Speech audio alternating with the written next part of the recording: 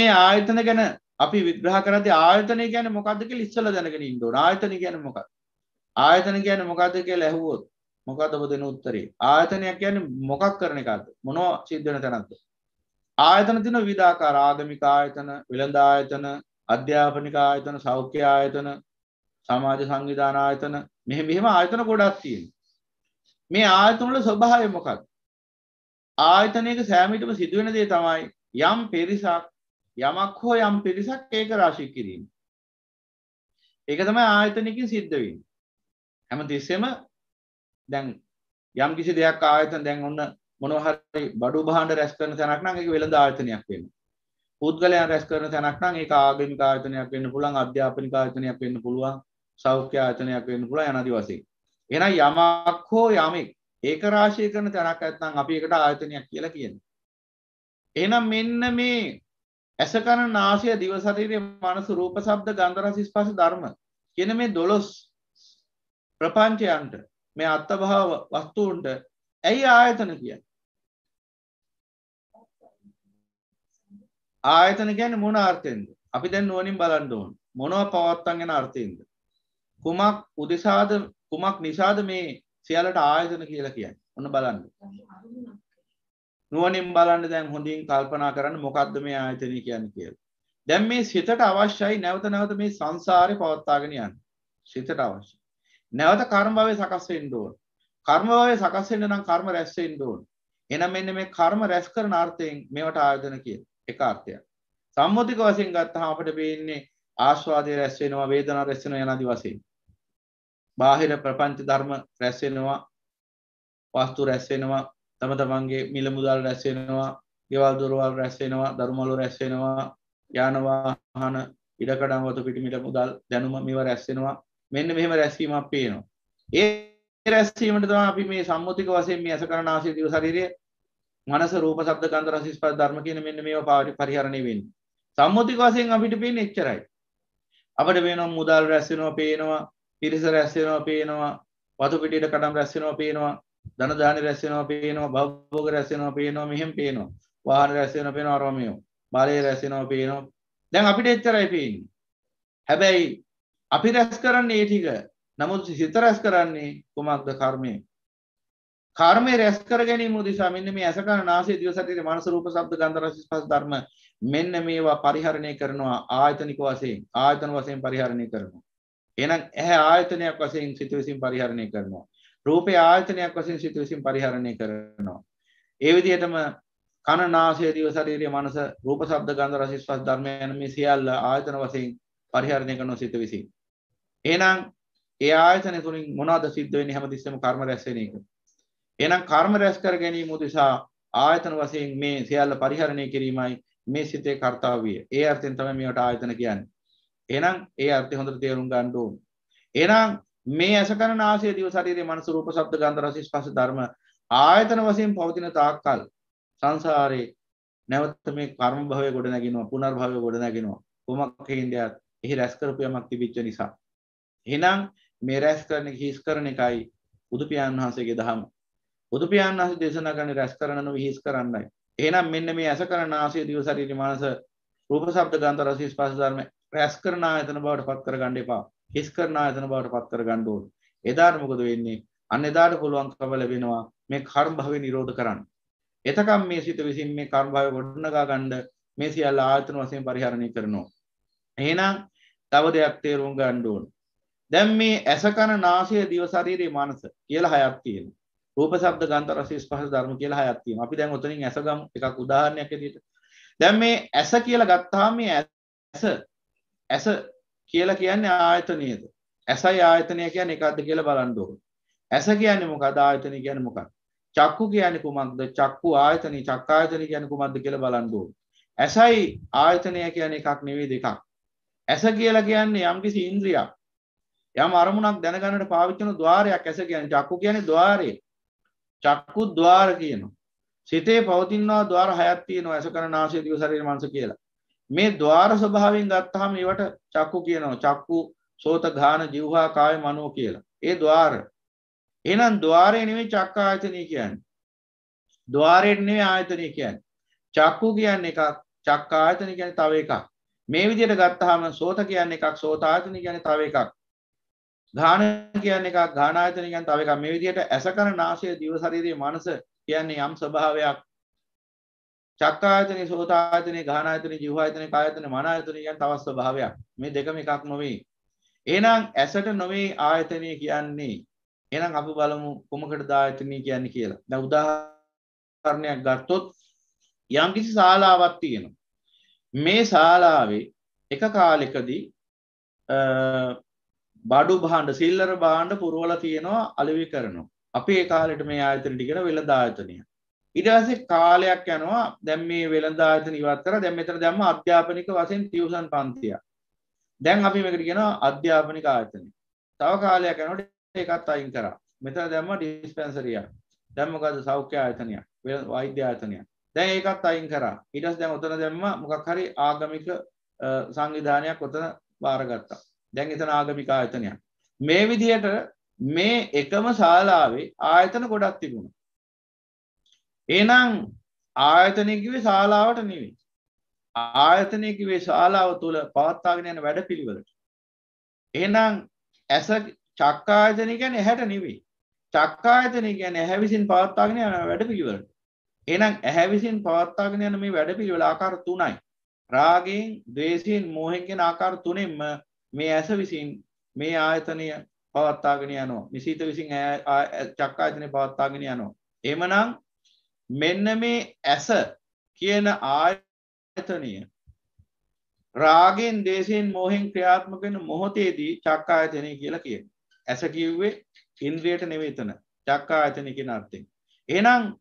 එහෙනම් අපි මේක බලන්න ඕනේ එක එක අවස්ථාවල මෙන්න මේ චක්කායතනය අනාදි වශයෙන් මේ ධර්මයේ යෙදෙන තැන් තියෙනවා. චක්කු කියලා යෙදුනොත් එතන ద్వාරයක්. චක්කායතනය කියලා කිව්වොත් එතන ආයතනයක්. එහෙනම් රහතන් වහන්සේටත් ඇස කන නාසය දිව ශරීරයේ මනස කියලා හයක් තියෙනවා. හැබැයි රහතන් වහන්සේට චක්කායතනේ, සෝතායතනේ, ගාහනායතනේ, ජීවායතනේ, කායයතනේ, මනායතනේ කියලා නෑ. මොකද එකට හේතුව තමයි මෙන්න මේ ආයතන සහ ඉන්ද්‍රිය අතර වෙනස තීරණය වෙන්නේ මෙන්න මේ රාග දේශ මොහයන්ගේ ක්‍රියාකාරීත්වය මත. රාගයේ දේශයේ මෝහය දුරු වෙච්ච තැනක මේ ඇස කන නාසය දිව ශරීරය මනස ආයතන වශයෙන් ක්‍රියාත්මක වෙන්නේ නැහැ. ඒවා ක්‍රියාත්මක වෙන්නේ ඉන්ද්‍රිය වශයෙන් විතරයි. ඒ නිසා මෙන්න මේක හොඳින් තේරුම් ගන්න ඕනේ. එහෙම නොවුනොත් අපිට මේ ආයතනයි ඉන්ද්‍රිය අතර වෙනස තේරුම් ගන්න බැරුව යනවා. අපි හිතන් ඉන්න එහෙම වුණොත් ඇස කියන්නේ චක්කායතනයයි කියලා. චක්කායතන කියන්නේ පටිසම්පන්න ධර්මයක්. හේතුඵල වශයෙන් ඒ මොහොතේදී ස්පර්ශය තුලින් සකස් වන එකක්. එhmenan අපි නුවණින් දකින්න ඕන මෙන්න මේ බුදු පියාණන් වහන්සේ මෙතන මේ ආයතන පබ්බයටදී දේශනා කරන්නේ කුමක් ගැනද කියලා. ඇස කියන ඉන්ද්‍රිය ගැන නෙවෙයි. බුදු පියාණන් වහන්සේ මෙතන තිබෙනනේ ඇස කියන ආයතනය ගැනයි. ඒ වගේම දැන් රූපයත් ඔය විදිහමයි. රූපය කියන්නේ එකක්, රූප ආයතනය කියන්නේ තව එකක්. රහතන් වහන්සේටත් රූපය පේනවා. හැබැයි රහතන් වහන්සේට රූපය ආයතනයක් බවට පත් වෙන්නේ නැහැ. ඒකේ කර්ම රැස් වෙන්න නිමිත්තක් බවට පත් වෙන්නේ නැහැ. කර්ම රැස් වෙන ආයතනයක් බවට පත් වෙන්නේ නැහැ. එහෙනම් රහත් ඵලයෙන් මෙහා ඉන්නා වූ සියලුම දෙනාට මේ ඇසත් රූපයත් ආයතන බවට පත් වෙනවා. රහත් ඵලයට පත් වුණාට පස්සේ ඇසයි රූපය කියන අව්‍යාකෘත ධර්ම වශයෙන් ඒ දෙකම විපාක වශයෙන් පවතිනක් විතරයි. එතනින් එහාට ආයතන නැහැ. එහෙනම් පින්වතුනි ඇහත් රූපයත් ආයතන වශයෙන් පවතින්නේ මෙන්න මේ රාග දේශ මොහ නිසායි. රාග දේශ මොහ දුරු වෙච්ච තැනක මේ සියල්ල ඉන්ද්‍රිය වශයෙන් පවතිනවා. එහෙනම් ආයතන කිව්වේ මොන අර්ථයෙන්ද? කර්ම රැස් කරන ආයතනෙන් බව නුවණින් තේරුම් ගන්න ඕන. කර්ම රැස් කරන අර්ථයෙන්. කර්ම රැස් කරන ආයතන වශයෙන් මේවට අපි ආයතන කියනවා. එහෙනම් සිත නැමැති මායයට මේ කර්මය රැස් කරගන්න ඇහැ කන නාසය දිව ශරීරයේ මනසත් ඒ වගේම රූප ශබ්ද ගන්ධ රස ස්පර්ශ ධර්මත් ආයතන බවට පත් වෙනවා. අන්නේ අර්ථයෙන් මේවට ආයතන කියලා කියනවා. එහෙනම් මේ ආයතන කාගේද? මායයාගේ. අන්න ඒක නුවණින් දකින්න ඕන. කාගේද මේ ආයතන? මායයාගේ. මායයා කිව්වේ කාගේද? සිතෙහි. දැන් හොඳට අහගන්න සියුම් දහම් කාරණා ගොඩක් මේ ඇතුලේ කියවේ. හොඳට නිශ්ශබ්දව අහගෙන ඉන්න ඕන සමාධියෙන්. බණ. එතකොට තමයි හොඳට අවබෝධය ලැබෙන්නේ. දැන් මේ බණ අහන ගම ඔබ විතර්ක කරන්න යන්න එපා. තං සුණාත සාදුකම් මානසිකරෝත. කාරණා දෙකයි කරන්න කිව්වේ. එකක් හොඳින් අහගෙන ඉන්න අනිත් එක නුවණින් මෙනෙහි කරන්න කිව්වා මිසක් නුවණින් තර්ක කරන්න කියලා එහෙම කිව්වේ නෑ. ඒ නිසා හොඳින් නුවණින් සිහි බුද්ධියෙන් යුක්තව අහගෙන ඉන්න අහගෙන ඉඳලා නුවණින් මෙනෙහි කරන්න. එතකොට මේ ධර්මයේ මනාකොට ඔබට අවබෝධ කරගන්න අවස්ථාව ලැබෙනවා. එතකොට මෙන්න මේ ආයතන ගැන කිව්වහම දැන් අපි ආයතන 12ක් ගැන කතා කරනවා. දැන් ඔබේ වැඩිදුර අවබෝධය පිණිස අන්න පරිඤ්ඤයන්ති ගැඹුරු අවබෝධය පිණිස දැන් ඔන්න තවත් වැදගත් දහම් ව්‍යාකරණයක් මේ ඇසුරින් පෙන්නනවා. දැන් මෙන්න මේ ආයතන දැන් ගිය සතියේ මට මතකයි අපේ පින්වත් ශ්‍රාවක මහත්තයෙක් මේ ප්‍රශ්නේ ඇහුවා එතුමා. දැන් මේ ප්‍රශ්නට උත්තරේ ඒ කියන්නේ ඉදත් දුන්න උත්තරයක්. නමුත් දැන් අදත් යම්කිසි ආකාරයකින් විස්තරාත්මකව යම්කිසි පිළිතුරක් ලැබෙනවා. දැන් මේ ආයතන කියන එක ඒ ධාතුන්ට අනුකූල වෙනස් වෙන්නේ. ධාතුන් තියෙන තුනක්. කාම ධාතු, ධාතු කිව්වහම නන්විත ධාතු. මේ ධාතු කියන ස්වභාවය ඇතුලේ පරයය ගොඩක් තියෙනවා. එක පරයයක් තමයි කාම ධාතු, රූප ධාතු, අරූප ධාතුව කියලා. ධාතු තුනක් තියෙනවා. මෙන්න මෙතන කාම ධාතුව කියලා කියන ස්වභාවය තුල ආයතන 12ක් තියෙනවා.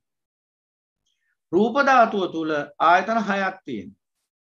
අරූප ධාතුව තුල ආයතන 2ක් තියෙනවා. දැන් ඒවා අපි මොනවද කියලා බැලුවොත් මේවා ඔබේ දැනගැනීම පිණිස ඔබ දැනගන්න ඕන. එහෙනම් ඒ ආයතන කිව්වේ දැන් කාම ධාතුව තුලදී මායයට ආයතන 12ක් ලැබිලා තියෙනවා කර්ම රැස් කරගන්න. රූප ධාතුව තුලදී මායයට ලැබෙන්නේ ආයතන 6යි කර්ම රැස් කරගන්න. අරූප ධාතුව තුලදී මායයට ලැබෙන්නේ ආයතන 2යි කර්ම රැස් කරගන්න. එහෙනම් නිර්වාණ ධාතුව තුලදී අසංකත ධාතුව තුලදී එක ආයතනයක් ලැබෙන්නේ කර්ම රැස් කරගන්න. ඒ නිසා මොකද වෙන්නේ? එතනින් හැඩ පැවැත්මක් නැහැ. ඒකයි අසංකතිය තුල පැවැත්මක් නැති. එහෙනම් සංකතිය තුල පැවැත්ම තියෙන්නේ.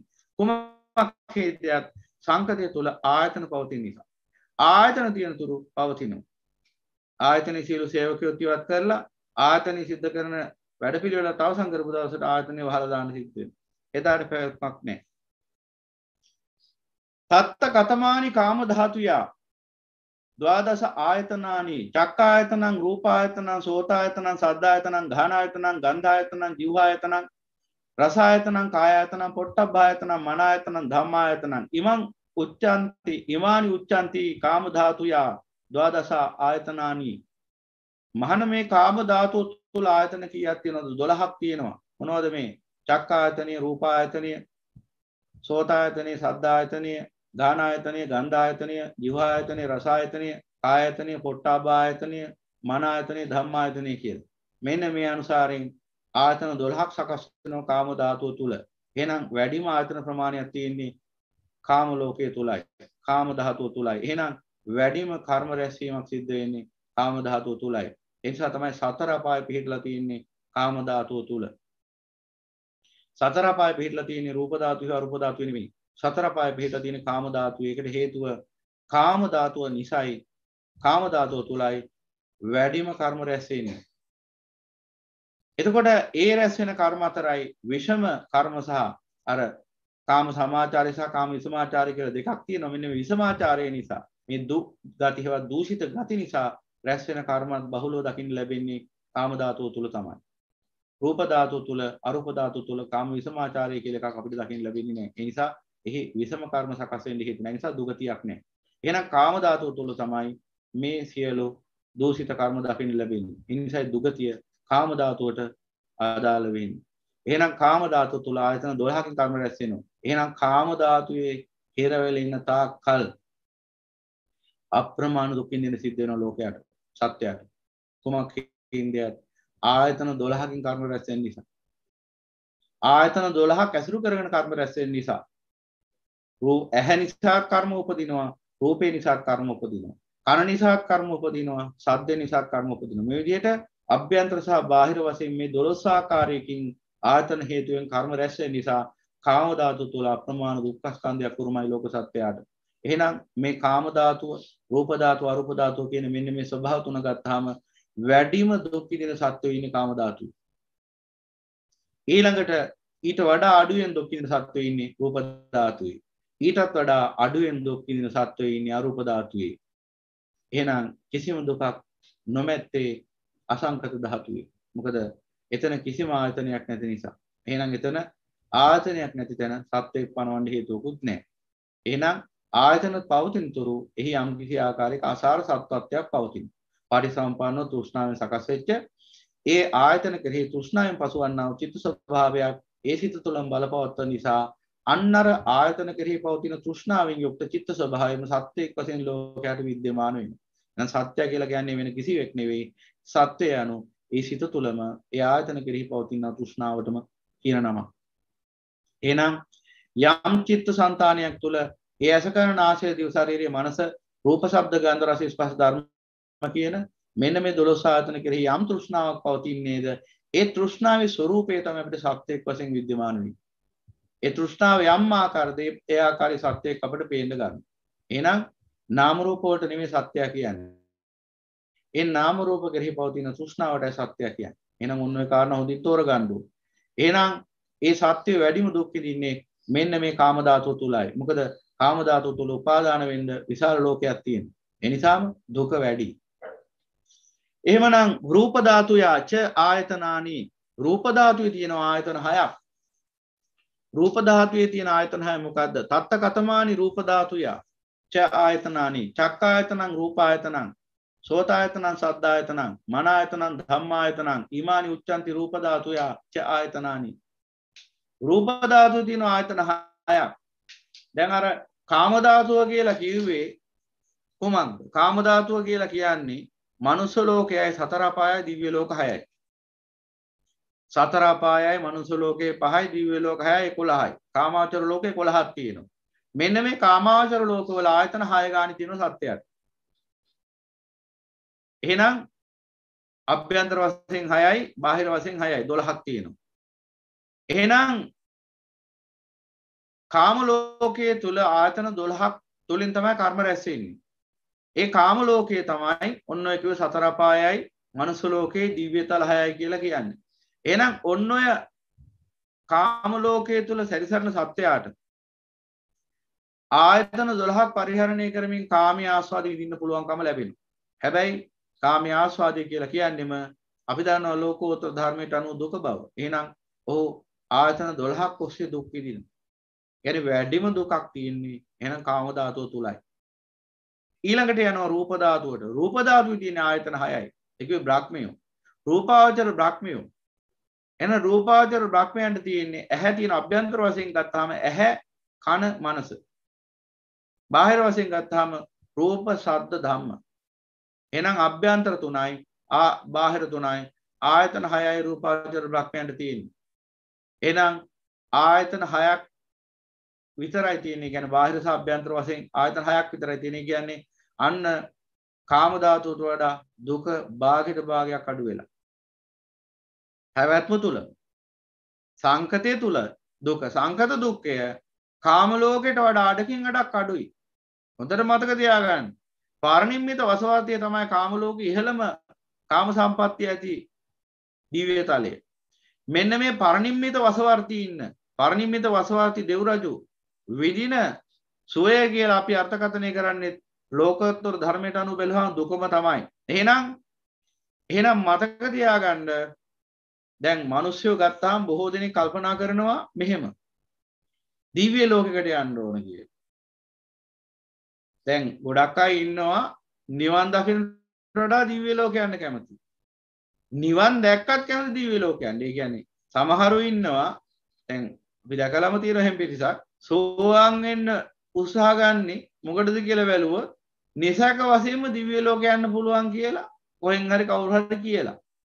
එහෙම දැනගෙන ඒකාන්ත වශයෙන්ම සතර පායන් නිදහස් සෝවාන් පුද්ගලයා මරණින් පසු දිව්‍ය තලයකට යනවා කියලා. ඔන්න ඔහම හිතාගෙන බනහලා සෝවාන් වෙන්න උත්සාහ කරන පිරිසකුත් ඉන්නවා. ඉතින් ඒ අයට නම් ඒ වැඩේ ඉතර පහසු වෙන්නේ නැහැ. මොකද ඒ කාමයන් කෙරෙහි තියෙන තෘෂ්ණාව මොහොත ඒ ධර්ම අවබෝධයට බාධාවක් බවට පත් වෙනවා.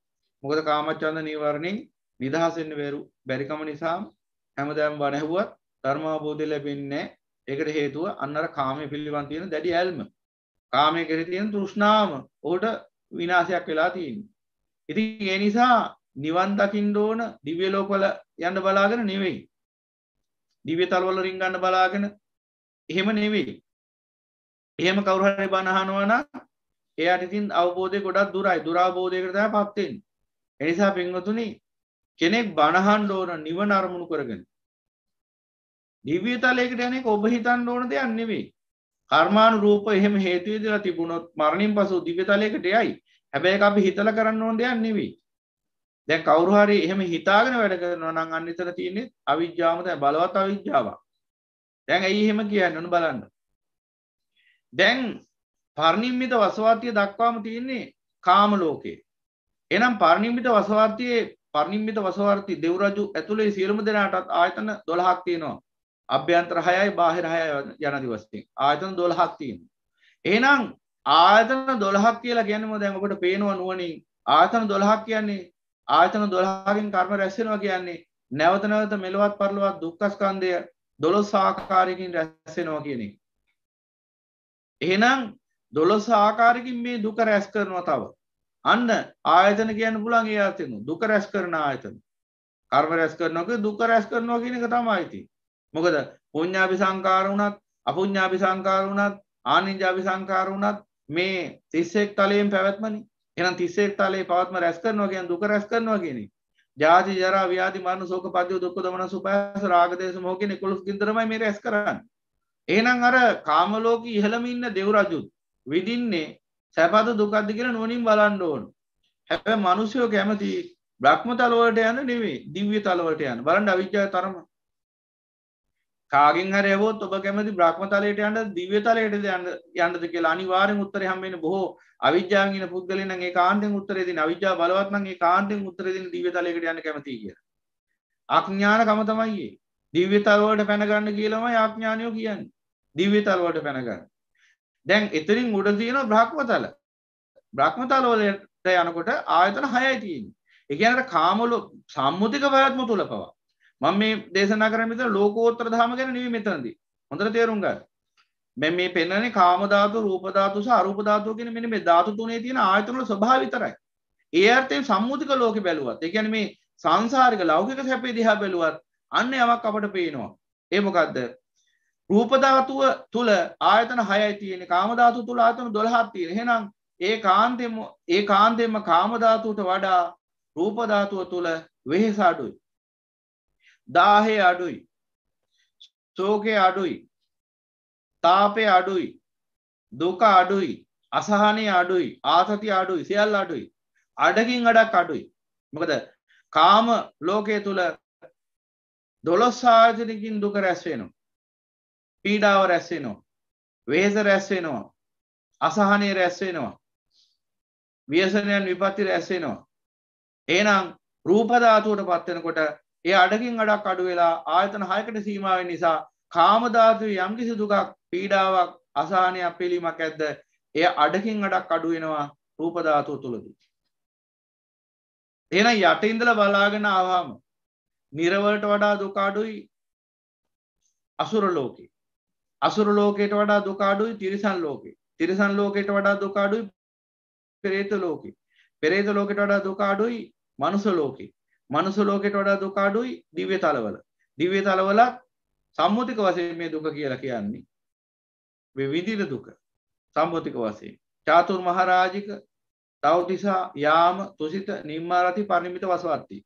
ඔහොම පහළ ඉඳලා උඩට බැලුවාම ඒ මට්ටම් වලින් ලෞකික වශයෙන් විඳින්න තියෙන හිරිහැර ගැහැට දුක් මෙන්න මේවෙන් නිදහස් වෙනවා ඉහළට යන්න යන්න. එහෙනම් කාම ලෝකයේ තුල අඩුවෙන්ම දුක් විඳින්නේ පරිනිම්මිත වසවර්ති ඉන්න දෙවිවරු. ඒකයි සැප වැඩි කියන්නේ. සැප වැඩි කියන්නේ දුක අඩුයි කියන අර්ථයෙන් මිසක් දුක නැහැ කියන අර්ථයෙන් නෙවෙයි. දුක නැත්තම් එතන පරිණිරවාණය වෙන්නේ අසංගත ධාතු වෙන්න එපා පවති. එහෙම නැහැ. එහෙනම් දුක අඩුම ලෝකයේ තමයි පරිනිම්මිත වසවර්තිය. හැබැයි දැන් කාගෙන් හරි අපි ඇහුවොත් එහෙම මේ අඥානයි කියලා කියන්නේ මේ හොඳට තේරුම් ගන්න අඥාන කියන්නේ මේ නිග්‍රහයක් තමයි. කුමන නිග්‍රහයද? කාරුණික නිග්‍රහයක්. දැන් අම්මලා තාත්තලා දරුවන්ට බයිනවා මෝඩෙක් වෙන්න එපා යකෝ කියලා. ඇයි ඒ බනින්නේ? අම්මලා තාත්තලා කැමති දරුවෝ ඥානවන්ත වෙනවා නම්. මොකද මෝඩෙක් වුණාම දුක් විඳින එක නිසිද්ධ වෙන්නේ මෝඩයෝ. මෝඩයෝ දුක් විඳින ලෝකේ. බාලයා දුක් විඳිනවා. දුක පැමිණින්නේ බාලයාට, සැප පැමිණින්නේ පඬිතයාට. එහෙනම් බාලයි කිව්වේ මෝඩයි කියන්නේ. බාල වෙන්න තරමට මෝඩ වෙන තරමට දුක උරුම වෙන්නේ. පඬිත වෙන තරමට පඬිතකම කියන්නේ නුවණ. පඬිත වෙන තරමට ඥානීය වැඩෙන තරමට සැප වර්ධනය වෙනවා. එහෙනම් මේ ලෝකේ ඉන්න අඥානය හැමතිස්සෙම කල්පනා කරනවා දිව්‍ය තල වලට යන්න. ඇයි ඒ? එයාලගේ චින්තාව තමයි යාලා හිතන් ඉන්නවා දිව්‍ය තලවල තියෙන සැපේ බ්‍රහ්ම තලවල තියෙන සැපේට වඩා ඉහළයි කියලා. දැන් දිව්‍ය කාගෙන් හරි හැවුවොත් ඔබ මේක පරීක්ෂා කරලා බලන්න ඕනද කියලා. කාගෙන් හරි හැවුවොත් ඔබ කැමති දිව්‍ය තලයකට යන්නද බ්‍රහ්ම තලයකට යන්නද කියලා අනිවාර්යෙන් දෙන්නේ දිව්‍ය තලයකට යන්න කැමතියි කියලා. අය හන්න දෙයක් නැහැ. ඇයි ඒ තමයි ඔවුන්ගේ තියෙන දුරවබෝධය. ඔවුන් හිතන් ඉන්නේ බ්‍රහ්ම ලෝකෙට වඩා දිව්‍ය ලෝකේ සැප වැඩි කියලා. නමුත් සත්‍ය වශයෙන් ගත්තාම දෙවියෝ විඳින යම් කිසි දුකක් ඇත්නම් එයින් අඩකින් අඩක්වත් බ්‍රහ්ම විඳින්නේ නැහැ. රූපාවචර තලයට යනකොට අසහනීය දිව්‍ය කාම ලෝකයේ අසහනින් අඩකින් අඩක් අඩු වෙලා යනවා. මොකද එන්න ඒ ශරීරවල තියෙන ඉරියව් පැවැත්වීමේ පවා දුක අඩු වෙලා යනවා බ්‍රහ්මයන්ට. දෙවියන්ට වඩා අතිශය සුවපර ජීවිතයක් ගන්න බ්‍රහ්මයෝ. ඒ බ්‍රහ්ම තලයවලත් බ්‍රහ්ම පාරිසජ්ජයේ සිට උඩට යනකොට බ්‍රහ්ම පාරිසජ්ජයේ බ්‍රහ්ම පුරෝහිතේ මහා බ්‍රහ්මයේ අපමාන අභේ පරිත්තාභේ ඔහොම උඩටම යනකොට අසංගි සත්‍ය දක්වා ගිහිල්ලා එතනින් උඩටත් තියෙනා වූ සුද්ධාවාස බ්‍රහ්ම තල දක්වා ගත්තාම අකනිටාව එහෙම නැත්නම් ඉහළම රූපාවචර බ්‍රහ්ම තලයේ දක්වාම මෙන් මේ පිළිවෙලට දුක අඩු වෙලා යන උඩට. එහෙනම් පින්වතුනි බොහෝ දෙනා කැමති වුණාට දිව්‍ය තලයකට යන්න. බ්‍රහ්ම තලයකට යන්න කැමති නෑ. ඒ හිතන් ඉන්න විදිය තමයි. ඒසාරම් එක කිව්වේ කාම ධාතු ඉක්මවන්න බෑ ලේසින් කෙරෙන්න. කාම ධාතු ඉක්මවන්න බැරි ඒ තරම්ම කාමයේ ඇලිලා ඉන්නේ හිත. හිත ඇල්ලලා තියෙන කාමී. ඒ නිසායි යම් දවසක කාමරාගයේ සහමලින්ම සිඳිලා අනාගාමී ඵලයට පත් වෙනකම් පවතින සියලු සංයෝජන වලට ඕරම් භාගයේ සංයෝජන කියලා කිව්වේ. ඒ නිසායි කාම ධාතු ඉක්මවලා උතුම් වූ අනාගාමී ඵලයට පත් වෙනකම් පවතින සංයෝජන වලට අභ්‍යන්තර සංයෝජන කියලා කියන්නේ. අභ්‍යන්තර සංයෝජන. ඒ කියන්නේ ලෝකේ නැමැති ගර්භය ඇතුළෙම පිහිටාගෙන ඉන්නා වූ සංයෝජන තමයි ඕරම් භාගයේ සංයෝජන. මොකද නිරේ තියෙන මේ ලෝ ගැබ ඇතුලේ දුකේ ගිලිලා ඉන්නේ. දුකේ ගිලිලා තියෙන ලෝකේ තමයි කාම ලෝකය කියන්නේ. කාමාවචර ලෝක සියල්ල දුකේ ගිලිලා තියෙන්නේ. එහෙනම් මෙන්න මේ ස්වභාවය ඉක්මවන්න බැරි එක තමයි බොහෝ දෙනාට තියෙන ප්‍රශ්නේ. මේ ධර්ම මාර්ගේ ගමන් කරද්දී උනත් අති බහුතරයකට මේ කාම ධාතු ඉක්මව ගන්න බැරි එක තමයි ප්‍රශ්නෙකට තියෙන්නේ. ඒ නිසා තමයි බොහෝ දෙනා ධර්මයේ තුලදී විවිධාකාර හේතු ඉදිරිපත් කරන්නේ කාම ධාතු ඉක්මවන්න වෙයි කියලා. ඔවුන් දන්නේ නැහැ තමන්ගේ මේ හිත ඇතුලේ ගොඩනැගිච්ච මේ වංචනික ධර්මයකටයි තමන් අහුවෙලා ඉන්නේ කියලා.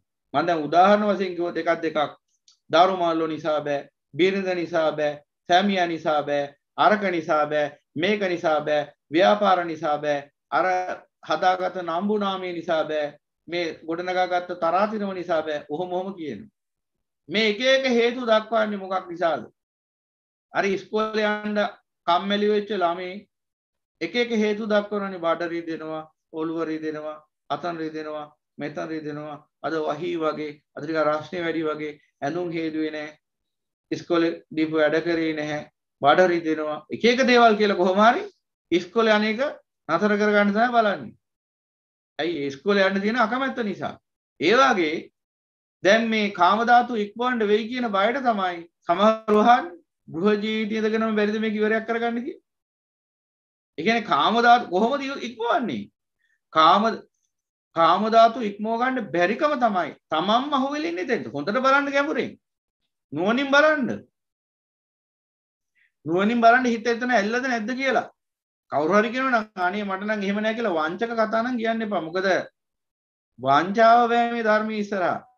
කවුරු බොරු කිව්වත් කාට බොරු කිව්වත් ධර්මයේ ඉස්සරහා බොරු කියන්න බෑ. ඒකට හේතුව තමයි ඇත්ත ඇති හැටියෙන් පේනවා ධර්මයට අනුකූලව. ඒ නිසා මම මේ කියන්නේ ඔබ මොකද හැම කෙනෙක්ම බලාපොරොත්තු වෙන්නේ පරිනිර්වාණය. ඒ කියන්නේ සැකයක් නැහැනේ. අනන්ත දුකකින් පීඩාව විඳලා සංසාරේ පුරා මේ ජීවිතේ අප්‍රමාණ දුකක් විඳලා දැනුත් මේ මහා දුක්ඛ ස්කන්ධයක් උරුම කරගෙන උහුලාගෙන තවත් බලාපොරොත්තු වෙන දුක එහෙම කිමිදීගෙන ඉන්නද? ගිලී ඉන්නද? එහෙනම් දුකෙන් නිදහස් වෙන්න ඕන නම් මේ කියන සියුම් දහම් කාරණා හොඳින් තේරුම් ගන්න. හොඳට තේරුම් ගන්න. ඔබ හිතන් ඉන්නවා නම් කාම ධාතුව තුල සැප තියෙනවා කියලා ඒ ඔබේ අඥානකම. සම්මුතික වශයෙන් වුණා. ලෝකෝත්තර ධර්මී කියන්නේ මේ මම මේ දේශනා කරන්නේ. ලෝකෝත්තර ධර්මයට අනුව නම් එතනදී සියලු කාම ධාතුවත් දුකයි, රූප ධාතුවත් දුකයි, අරූප ධාතුවත් දුකයි. අසංගත ධාතුව විතරයි සැපය. ලෝකෝත්තර ධර්මයට අනුව. නමුත් මේ සම්මුතික ධර්මයේ වශයෙන් ගත්තා කෙනෙක් හිතන් ඉන්නවා නම් බ්‍රහ්මතල වලට වඩා දිව්‍යතල වල සැප තියෙනවා කියලා. කෙනෙක් කවුරු හරි භික්ෂුවක් හෝ භික්ෂුණියක් හෝ ගිහියෙක් උපාසකෙක් හෝ උපාසිකාවක් හරි තමන්ගේ අනුගාමික පිරිසට කියන්නේ දිව්‍යතල වලට ඵලයල්ලා කියලා නම් ඒ අසත්පුරුෂකම විතරයි එතන තියෙන්නේ. අඥානකම විතරයි එතන ප්‍රකට කරන්නේ. ඇයි ඒ? ඇයි දිව්‍යතල වලට ඵලයල්ලා කියන්නේ? කියන්න බැරිද ඒ බ්‍රහ්මතල වලට ඵලයල්ලා කියලා? මොකද දිව්‍යතල වලට වඩා සැපෙන් ආඩ්‍යයිනි බ්‍රහ්මතල. මොකද දිව්‍යතල වලට යන්නේ කියන්නේ? දිව්‍යතල උපරිම දිව්‍යතලයේ තියෙන සැපයටත් වඩා අතිශයින් බහුල සැපයක් තමයි බ්‍රහ්මතල වල තියෙන්නේ. බ්‍රහ්මයෝ කියන්නේ දෙවියන්ට ළඟා වෙන්නවත් බැරි තරම් ශ්‍රේෂ්ඨ කොටසක්. එහෙනම් බ්‍රහ්ම පාරිසජ්ජයේ සිට ඉහළට යනකොට අකනිටා බ්‍රහ්මතලයේ දක්වාම වැඩෙන්නේ ඒ අප්‍රමාණ බ්‍රහ්ම සෝයක්. මොකද ඒකට හේතුව ඒ රූපාවචර තලය ආයතන 6කින් සකස් වෙලා තියෙන්නේ. ඇසයි කනයි නාසයයි දිවයි ශරීරයයි මනසයි කියන 6ම තියෙනවා කාම ලෝකයේ තුල. නමුත් රූප ලෝකයේ තුල තියෙන ඇසයි කනයි මනසයි විතරයි 3යි. එහෙනම් ඒ තුනට ගෝචර වන රූප, ශබ්ද, ධම්ම කියන කොටස විතරයි බාහිර වශයෙන් පවතින්නේ. එහෙනම් එතන 10 අඩකින් අඩක් අඩුවේ කාම ලෝකයට වඩා. එහෙනම් පිටුතුන ඔන්නේ බව තේරුම් ගන්න ඕනේ. ඒක තමයි බ්‍රහ්ම සුවය කියන්නේ. බ්‍රහ්මචර්යාව. එහෙනම් බලන්න පොඩ්ඩක් නුවණින් කල්පනා කරලා සාමාන්‍ය මිනිහෙක් වුණා. මේ ධර්මාවබෝධය නැති සාමාන්‍ය මේ ලෝකයේ තුලම සැපේ හොයන කෙනෙක් වුණා. ලෞකික සැපේ වුණත් බලාපොරොත්තු වෙන කෙනෙක් කැමති දිව්‍ය තලයට යන්නනේ බ්‍රහ්ම තලයට නෙවෙයි. ඒ තරම්ම මේ පංචකාමයේ කෙරෙහි තියෙන තෘෂ්ණාව බලවත් චිත්තසංතානෙ.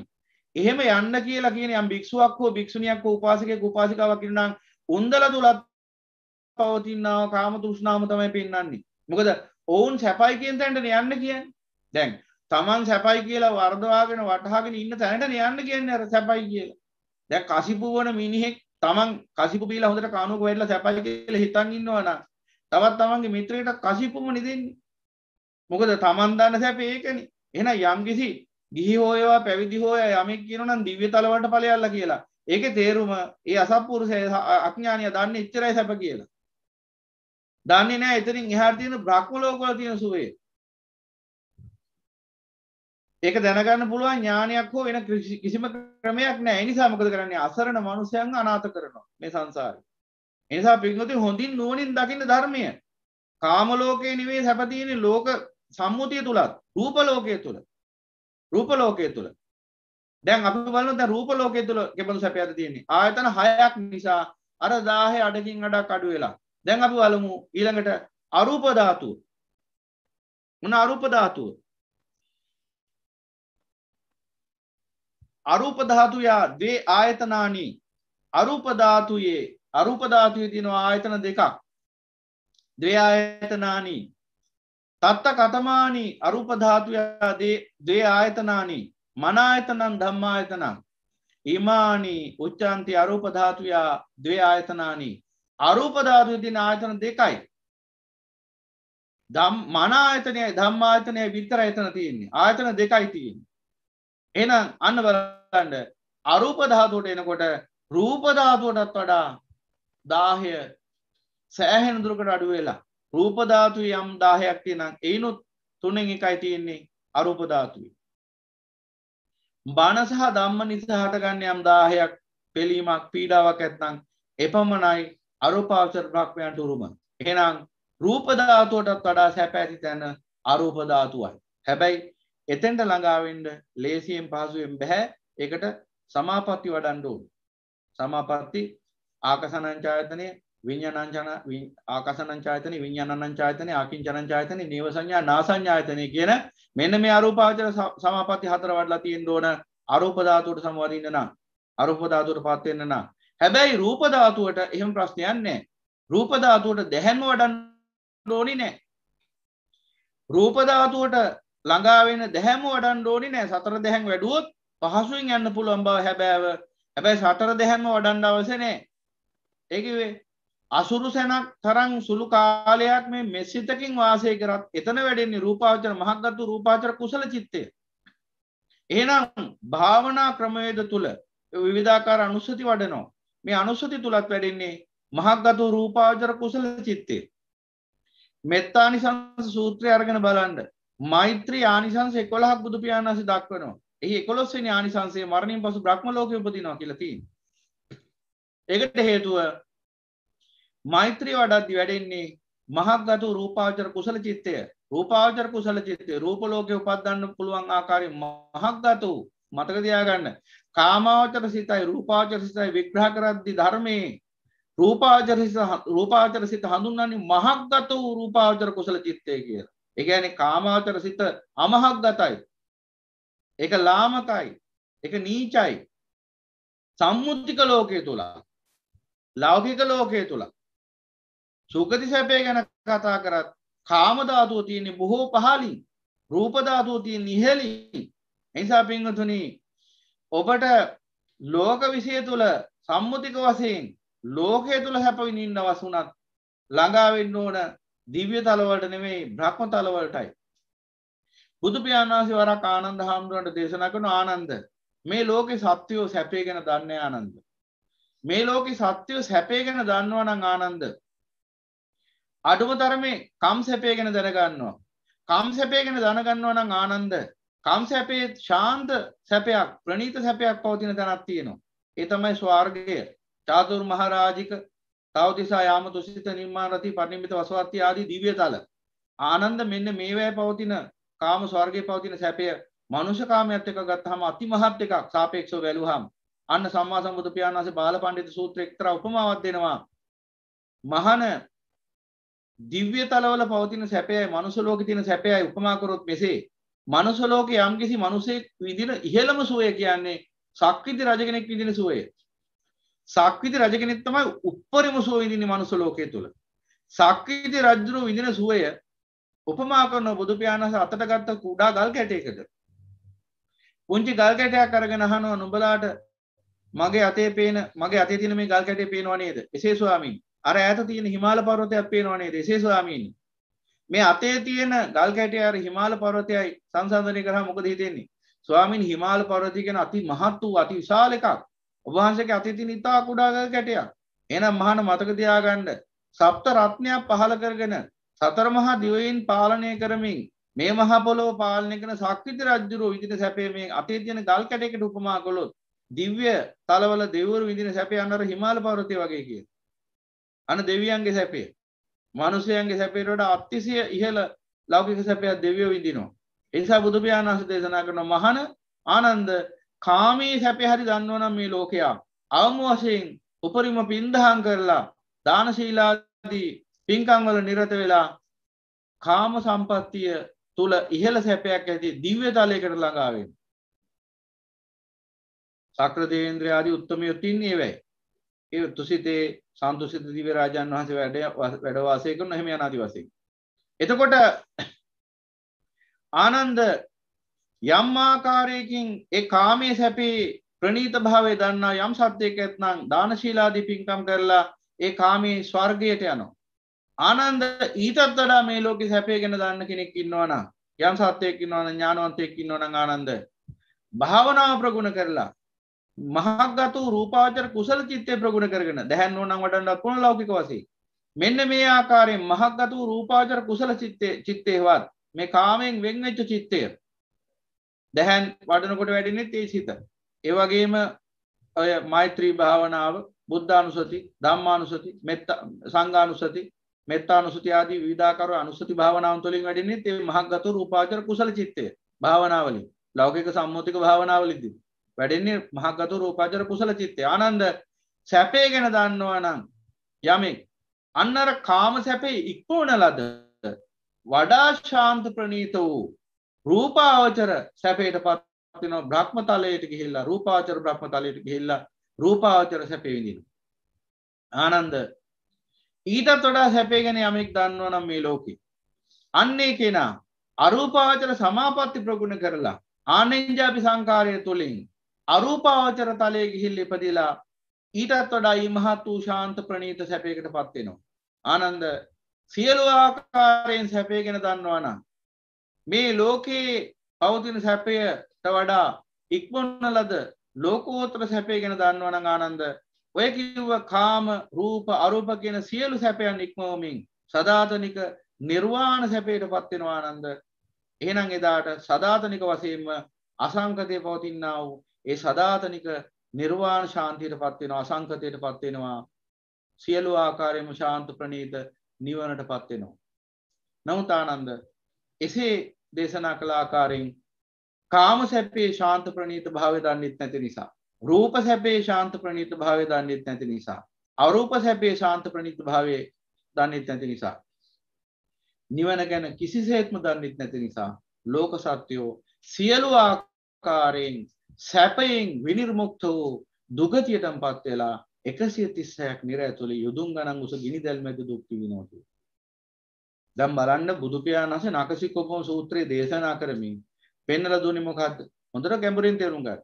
උන්වහන්සේ පෙන්වන්නේ මේ මහ පොළොව හා සමාන පිරිසක් සතර අපායට යනවා. නියපොත්තේ තැවරිච්ච දුහිලි පොද හා සමාන පිරිසක් සුගතියට එනවා. එහෙනම් උන් නුවණින් බලන්න ඔය උපමා ඇසුරේ මහ පොළොව හා සමාන ප්‍රමාණයක් ඉන්නේ දුගතිය. නියපොත්තේ තැවරිච්ච දුහිලි පොද හා සමාන පිරිසක් ඉන්නේ සුගතිය. එතකොට 31 තලය ගත්තාම ලෝක 31යි 31 තලයෙන් 4යි තියෙන්නේ දුගති. නිරය, අසුරය, പ്രേත ලෝකය, තිරිසන් ලෝකය. මේ 4 විතරයි දුගති. ඊතුරු 27ම සුගති. කාම සුගති 7ක් තියෙනවා. මනුස්ස ලෝකයයි දිව්‍යතල 6යි. සප්ත කාම ස්වර්ගයේ. එතනින් එහා පැත්තට රූපාවචර සහ අරූපාවචර සුගති. බ්‍රහ්ම සුගති. එතකොට එහෙනම් 31න් 4යි දුගති 27ක් සුගති. බලන්න මේ විශ්වයේ මේ ලෝකයේ මේ සංසාරේ තියෙන අවිද්‍යාවක බරපතලකම, අවිද්‍යාව කියන්නේ අනවබෝධයේ තරම කොච්චරක්ද කියනවා නම් හැම අතින් මේ කියන්නේ මේ නිවන ගැන විතරක් නෙවෙයි කියන්නේ. දැන් කාමයේ දුකක් බව නොදන්නාකම තමයි ලෝකෝත්තර ධර්මයට ප්‍රවිෂ්ඨ වෙන්න බැරි අවිද්‍යාව. හැබැයි ලෝක සැපේ උරුම කරගන්න බැරි තරමේ අවිද්‍යාවකුත් තියෙනවා ලෝක සත්‍යයට. ඒ අවිද්‍යාව කොච්චරද කියනවා නම් 31 තලයෙන් 4යි තියෙන දුගති. නමුත් ඒ 4ෙම ඉන්න පිරිස බැලුවා මහ පොළොව හා සමානයි. 4 ඉන්න පිරිස බැලුවා. අර ඊතුරු 27ක් වූ සුගති වල, ඒ කියන්නේ සුගති ලෝකනේ වැඩි, 27ක් වූ සුගති වල ඉන්නේ නියපොත්තේ දැවරිච්ච තරම් පිරිස. නියපොත්තේ දැවරිච්ච දුහුවිලි පොද හා සමාන පිරිසක් තමයි සුගති වල ඉන්නේ. 27ක ඉන්නේ. 4 ඉන්නෝ මහ පොළොව හා සමාන පිරිසක්. ඔබ නුවණින් බලන්න මේ උපමා පොඩ්ඩක් කල්පනා කරලා. නියපොත්තේ දැවරිච්ච දුහුවිලි පොදයි මහ පොළොවේ තියෙන පස්කන්ධරාවයි බැලුවාම මොන තරම් දුරස්ත භාවයක් තියෙනවද මේ දෙක අතර. එතකොට පින්වතුනි එහෙනම් මේ මහ පොළොව හා සමාන ප්‍රමාණයක් දුගතියේ ඉන්නේ. අර 4ක් වූ දුගතියේ ඉන්නේ. නියපොත්තේ දැවරිච්ච ප්‍රමාණයක් හා සමාන පිරිසක්. ඊටාම සුළු පිරිසක්. සුගතියේ ඉන්නේ 27ක් වූ සුගතියේ ඉන්නේ කොමක් නිසාද? ලෝක විශේෂ තුල පවා සැපේ කියන එක දන්නේ නැති නිසා. ලෝකෝත්තර සැපේ ගැන කුමක් දැනගන්නද? එහෙනම් ඔබට දැන් වැටහෙනවද යමක්? එහෙනම් ඒ බඳු ලෝකයක ඔබ ඒ ලෞකික සැපයත් ඉක්මවමින් ලෝකෝත්තර සැපේ දක්වා ඔබේ ප්‍රඥාව, ඔබේ හිත ඔසවා පිරිසුදු කරගෙන වාසය කරනවා කියන්නේ ඔබ අර නියපොත්තේ තැවරිච්ච දුහුවිලි අංශුවේ තවත් ඒක ඒිනුත් අංශුවෙන් අංශුවක් බවට පත් වෙනවා. ඒ කියන්නේ මුළු සුගති 27කම ඉන්න සත්වෝ ටික දුහුවිලි අංශුවක් වශයෙන් ගත්තොත් ඒ දුහුවිලි අංශුවේ අපිට කියන්න බැරි තරම් අන්තිම අල්ප මාතෘ දුහුවිලි අංශුවක් බවට පත් වෙනවා නිර්වාණ අවබෝධය ලබන පිරිස. එහෙනම් මේ ලෝකේ කීයෙන් කී දෙනාද එහෙනම් සත්‍ය අවබෝධය ලබන්නේ? එහෙනම් අනිත් සියලු දෙනා අසත්‍ය තුලයි ජීවත් වෙන්නේ. ඒ අසත්‍ය තුල ජීවත් වෙන නිසා ඔවුන් කවදාවත් අඩුම තරමේ ලෝකයේ සැපයටවත් වෙන්නේ නැහැ. බලන්න සමාජ දිහා අරගෙන සමාජයේ ජීවත් වෙන මිනිස්සු දිහා බලන්න, ලෝකේ ජීවත් වෙන මිනිස්සු දිහා බලන්න. අති බහුතරයක් දෙනා ඉන්නේ දුගතියට යන බලාගෙන නෙවෙයිද කියලා. ඒ කියන්නේ මොන තරම් අවිද්‍යාවද? නිවන කොහොම තේරුම් ගන්නද මේ බඳු පිරිස් වලට? ලෞකික සැපේවත් අඳුරන්නේ නැහැ.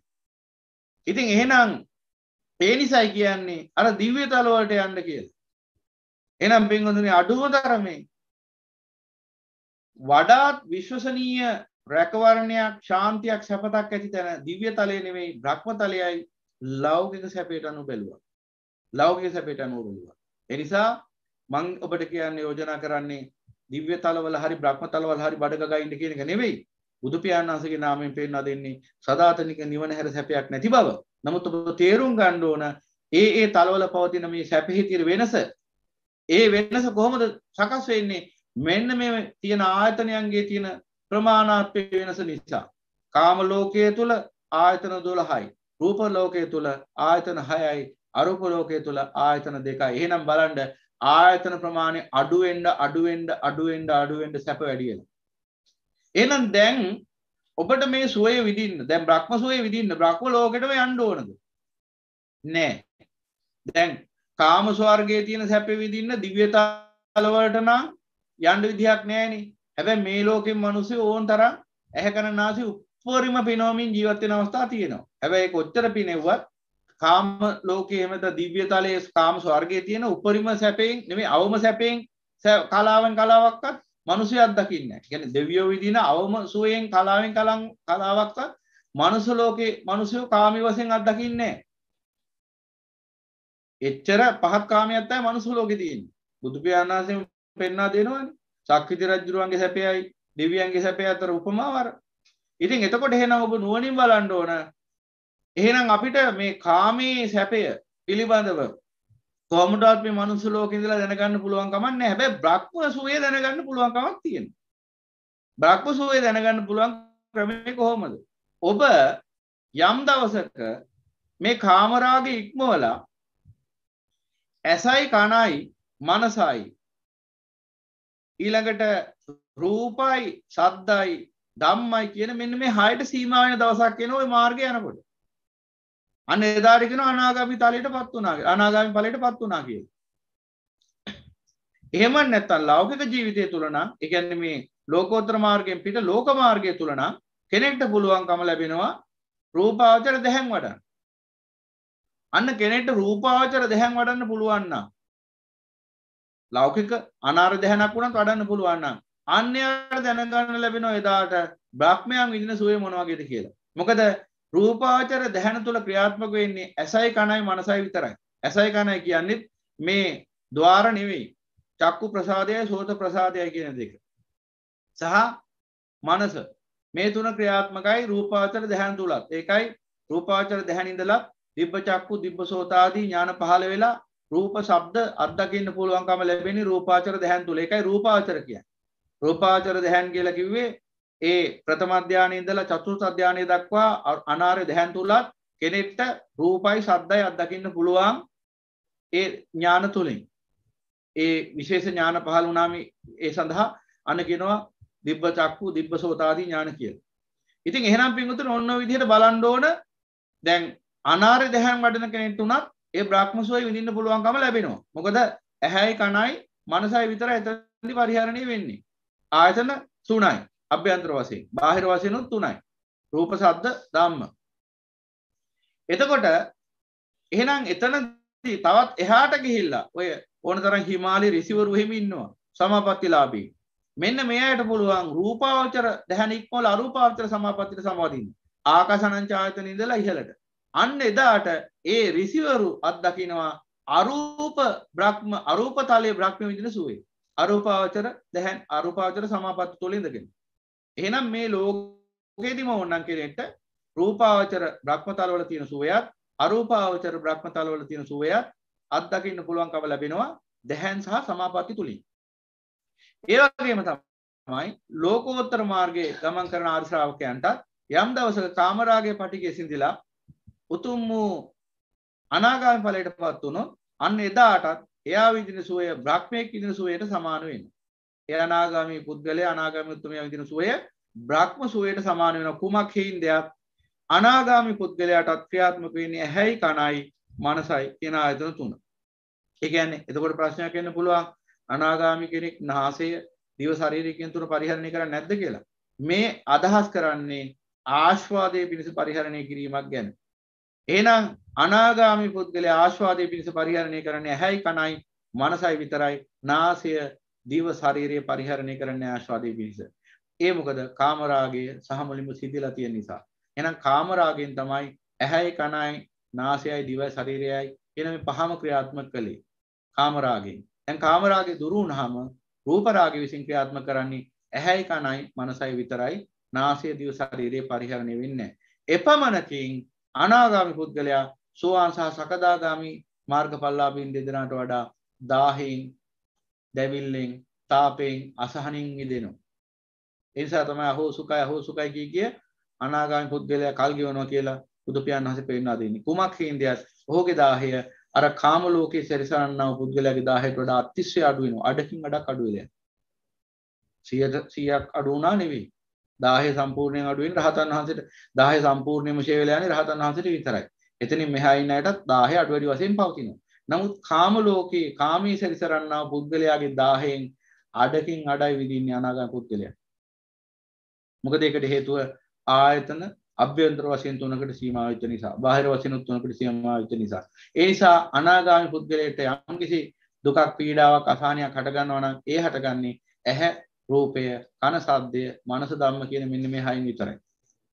එහෙනම් අන්නේ ගැනත් ඔබ දැනගන්න ඕන.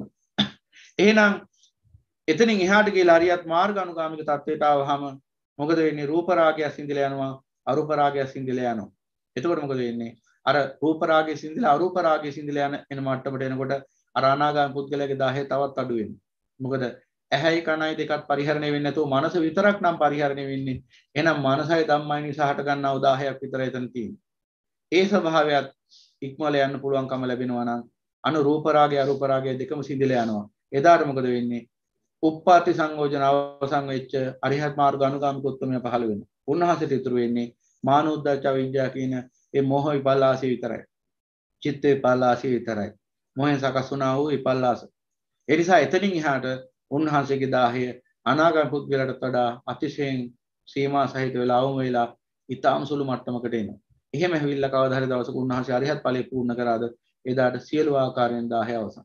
එදින් පස්සේ අරිහත් උන්වහන්සේ කියන ඒ උත්තරීතර තත්වය තුළ 10ක් නැහැ. එදින් පස්සේ තියෙන සංකත දුක්ඛ විතරයි. අරිහත් උන්වහන්සේ කියන ඒ ස්වභාවයට. මොකද අරිහත් උන්වහන්සේ කියලා සම්මුතික වශයෙන් ලෝක විවහාරේ නාම විහාරයක් පවතිනවා. ඒ විවහාරික වශයෙන් පෙනී හිටින උත්තමයාට විඳිනවා නම් යම් කිසි දුකක් විඳින්න වෙන්නේ අර සංකත දුක්ඛ. ඒ කියන්නේ චිත්ත චෛතසික මේ රූප චිත්ත චෛතසික කියන මෙන්න මේ සංකතයන් තුලයි ඒ ස්වභාවය තාමත් පවතින්නේ. ඒකයි වේදජ නිර්වාණය කිව්වේ. එහෙනම් ඒ මට්ටමේ යම් කිසි ආකාරයක 10ක් උන්වහන්සේ තුල පවතින හැබැයි ඒකයි චෛතසික නෙවෙයි කායික 10ක්.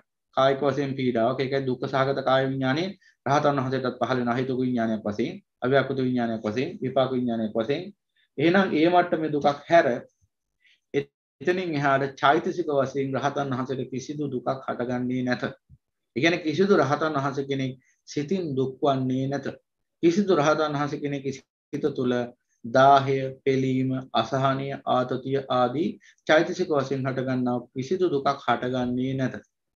මොකද ඒකට හේතුව සියලු ආයතනයන්ගෙන් නිදහස් වෙලින නිසා. සියලු ආයතන වලින් නිදහස් වෙලින්නේ තවදුරටත් අර විපාක වශයෙන් ගොඩනැගිච්ච කාය ආයතනය පවතිනවා, පොට්ටබ්බ ආයතනයක් පවතිනවා, ඊට අමතරව අර මන ධම්ම දෙක පවතිනවා, ඊතුරු ආයතන උපේක්ෂා සහගතව පවතිනවා. එතකොට ඒ ආකාරයෙන් විපාක වශයෙන් කායික වශයෙන් දුකක් විඳිනවා. ඒ වගේම කායික වශයෙන් රහතන් වහන්සේට දුකක් හට ගන්නවා. හැබැයි ඒක චෛතසික වශයෙන් විඳින දුකක් නෙවෙයි. එකක් තේරුම් ගන්න ඕනේ. දැන් කායේ දුකක් හටගත්තාම සාමාන්‍ය මනුස්සයෙක්ට නම් හිතෙත් ඒකම දුක හට ගන්නවා. ඊට පස්සේ කාය දුක කියන්නේ හිතින් දුක් වෙනවා. අනේ මට මෙහෙම දෙයක් වුණානේ අයියෝ මගේ කයට මෙහෙම වුණානේ අනේ මට මෙහෙමනේ අනේ මෙහෙමයි කියලා. වැඩිම දුක් විඳින්නේ බලද්දී කාය නෙවෙයි කාය වේදනාව නිසා නෙවෙයි හිතේ වේදනාව නිසා. කාය දැන් ඔය ලෙඩක් දුකක් හැදුනහම රෝහල් වල ඔය කොහොම තරම් දැකලා ඇති මිනිස්සු විලාප ගහනවා.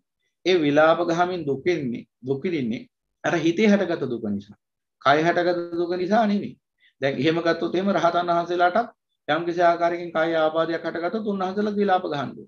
එහෙනම් විලාප ගහන්නේ මොකක් නිසාද? මේ පංච උපාදානස්කන්ධය කෙරෙහි පවතින තෘෂ්ණාව නිසාමයි. එහෙනම් අර කය මගේ කියන වැරදි සාගත අවිද්‍යාවෙන් ආපු නිගමනින් ඇති වෙච්ච තෘෂ්ණාවක් තියෙනවා ඒ සත්‍යයක්. ඒ නිසා කයට හටගත්තා වූ පීඩාව, රෝගය මගේ රෝගය කියලා අරගෙන අන්න වෙලපෙනවා. අන්න දුක් වෙනවා. නමුත් රහතන් වහන්සේ තුළ ඒ ස්වභාවය නැහැ. එහෙනම් පිටුතුනේ ආයතන ගැන විග්‍රහ කරද්දී ඔන්න ඔය කියන ධම් න්‍යායන් දැනගන්නත් ඕන. ඔය කියන ධම් ව්‍යාකරණයන් දැනගන්නත් ඕන. එහෙනම් ඔබ දැන් දැනගත්තා කාම ධාතුවේත්, රූප ධාතුවේත්, අරූප ධාතුවේත් ආයතනවල වෙනස.